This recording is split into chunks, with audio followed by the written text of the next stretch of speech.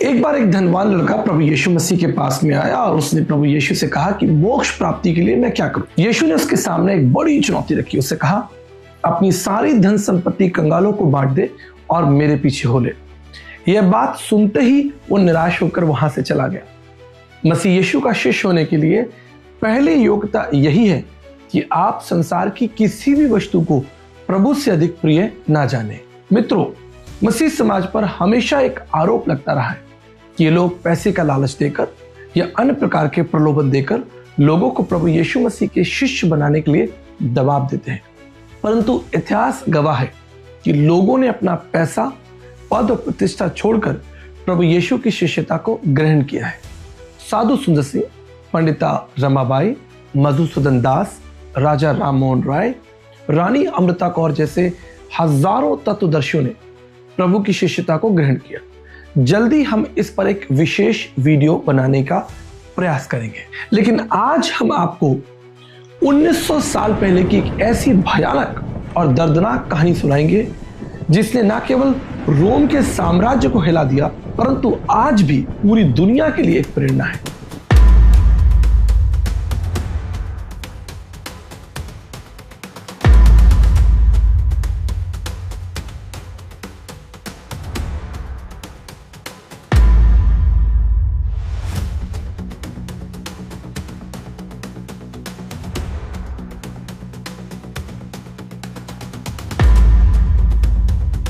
Video की पूरी सामग्री एक विशेष संदर्भ पर आधारित है। यह संपूर्ण वीडियो एक एजुकेशनल वीडियो है और विशेष रूप से विश्वविद्यालय स्तर के छात्रों और दर्शन शास्त्र के छात्रों के लिए बनाया गया है और इसका मूल अर्थ विषय को सरल शब्दों में समझना है। इसमें किसी प्रकार की तोड़ मरोड़ करना या गलत अर्थ निकालना स्वीकार्य नहीं है। यदि आप हमारे वीडियो के किसी भाग या पूरे वीडियो का उपयोग करते हैं तो हम कार्रवाई कर सकते हैं और कॉपीराइट स्ट्राइक जारी कर सकते हैं।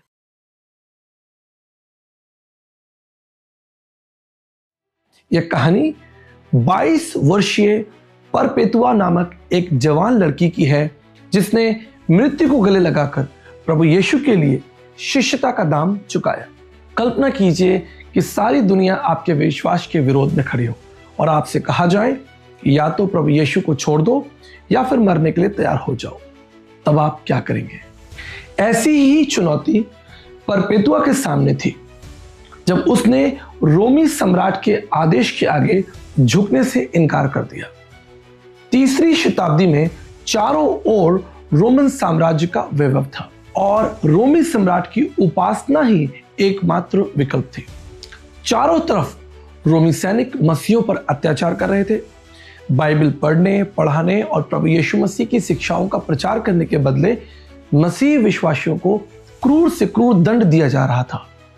परपेतुआ के पिता एक धनवान, प्रतिष्ठित और रोमी परंपराओं का पालन करने वाले एक व्यक्ति थे।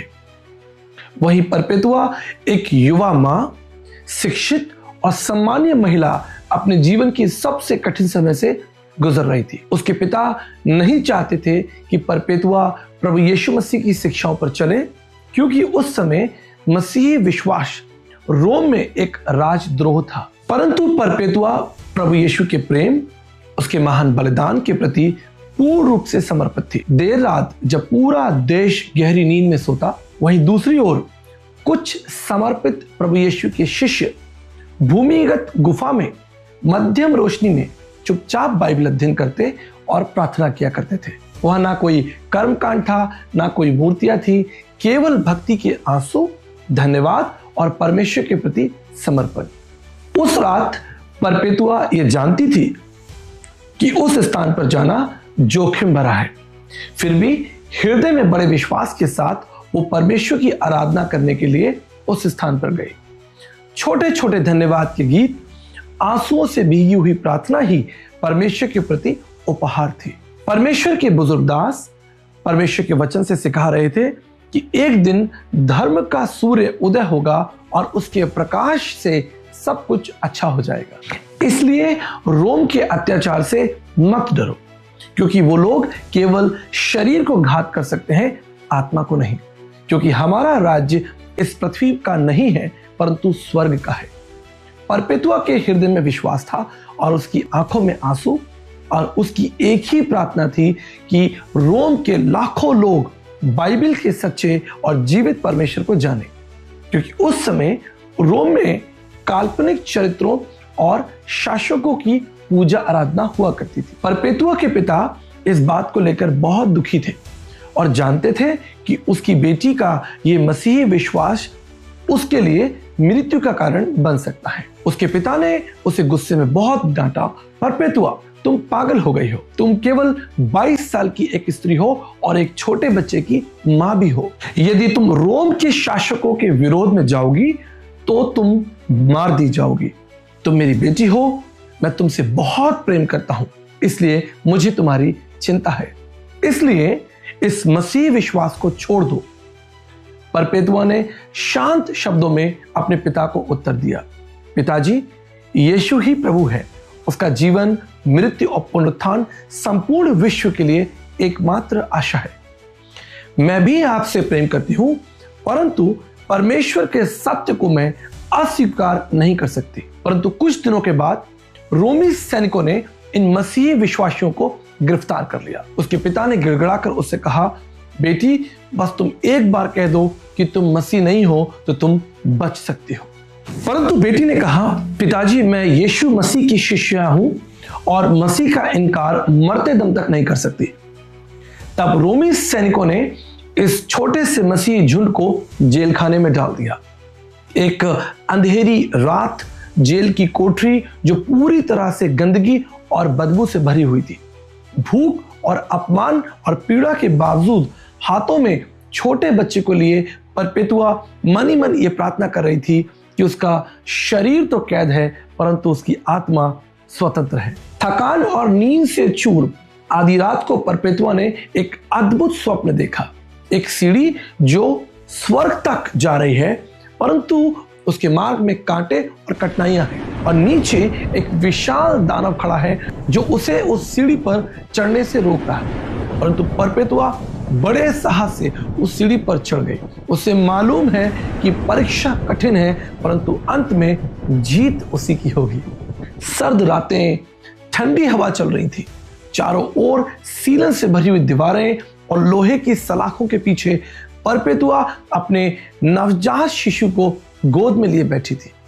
उसके साथ फेलिसिटिस नामक एक गर्भवती दासी थी और जल्द ही मां बनने वाली थी। साथ ही सतुस जो एक मसीह अगुआ था और अन्य विश्वासी जो अगले किसी भी क्षण मारे जाने वाले थे, उस जेल के अंदर बंद थे। एक और खाने पीने की वस्तुओं की कमी, शारीरिक वेदना, थकान। हर रात परमेश्वर से केवल एक ही प्रार्थना थी कि प्रभु हमारे विश्वास में दृढ़ रहने के लिए हमें शक्ति देना।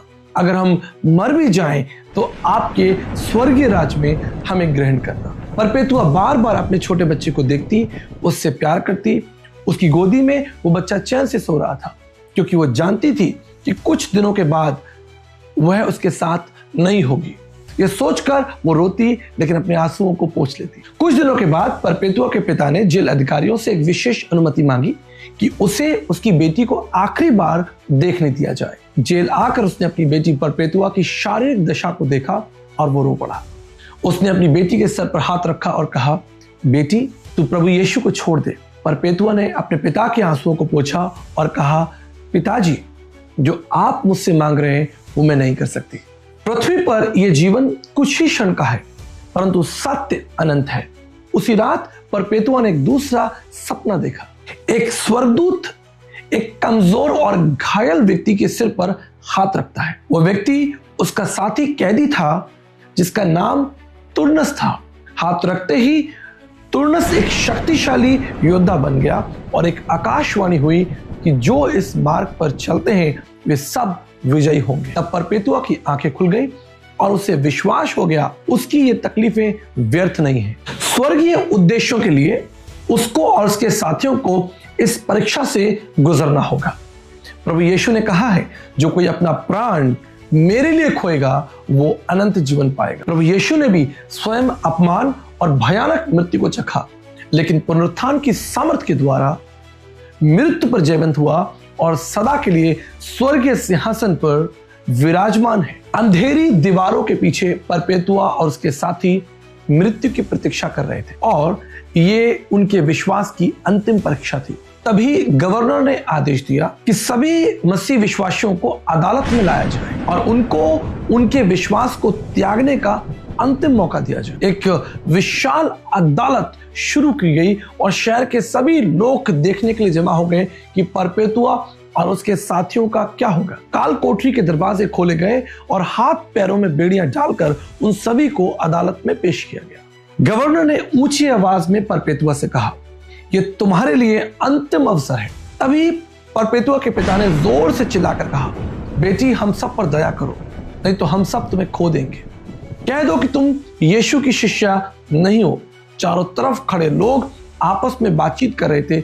इतनी सुंदर और शिक्षित युवती पागल हो गई है, वे अपने बच्चे के लिए भी जीना नहीं चाहती। तभी अचानक फेलिसिटा जो गर्भवती थी अचानक दर्द से करहा उठी। भीड़ इस घटना को देखकर हक्की बक्की रह गई। कुछ देर बाद फेलिसिटा ने एक बच्चे को जन्म दिया।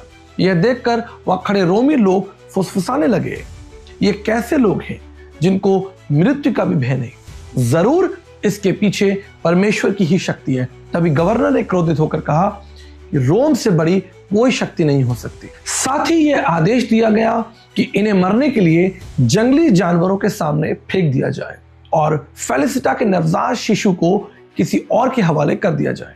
तभी भीड़ गवर्नर की जय जयकार करने लगी और कुछ लोग मौन रहे, क्योंकि वो लोग जानते थे कि परपेतुआ और उसके साथी निर्दोष हैं। कार्तेजर अखाड़ा, जहां रोम के नागरिक अपने मनोरंजन के लिए खूनी खेल देखते, जानवरों की लड़ाई, सार्वजनिक रूप से कैदियों की हत्या वहां पर आम बात थी।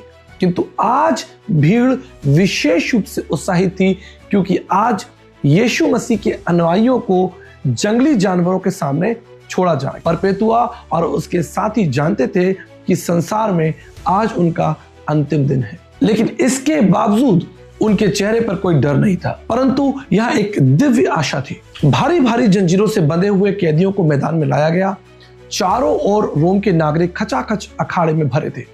कुछ लोग खूनी खेल देखने के लिए उत्साहित थे। तभी परपेतुआ और फेलिस्टा ने एक दूसरे का हाथ पकड़ा। सतुस और उसके अन्य साथी भी आसपास इकट्ठा हो गए। तभी भीड़ से कुछ लोग चिल्लाने लगे, अभी भी अवसर है, मान जाओ और यीशु मसीह को छोड़ दो।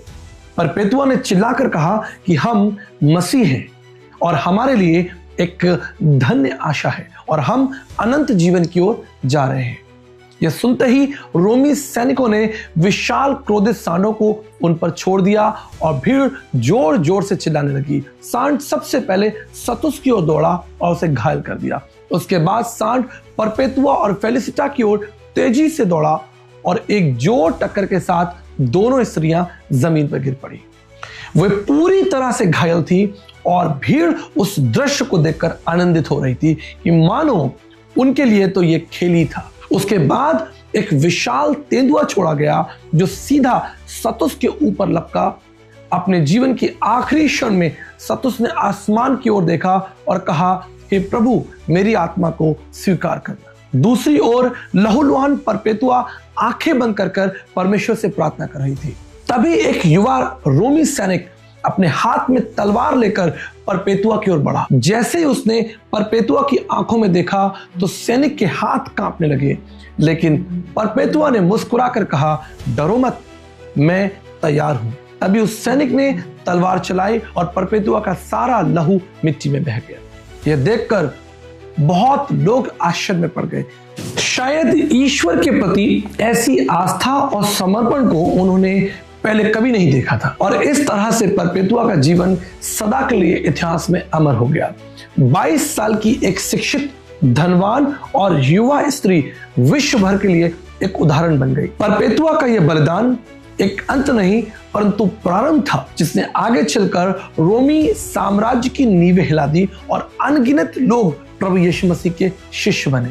1900 साल पहले दिल दहला देने वाली इस घटना आज के नौजवानों को क्या चुनौती देती है, हमें कमेंट सेक्शन में जरूर बताइएगा। परपेतुआ के समान हजारों लोगों ने मसीह के लिए अपमान और पीड़ा को सहा है। आज की युवा पीढ़ी किस ओर जा रही है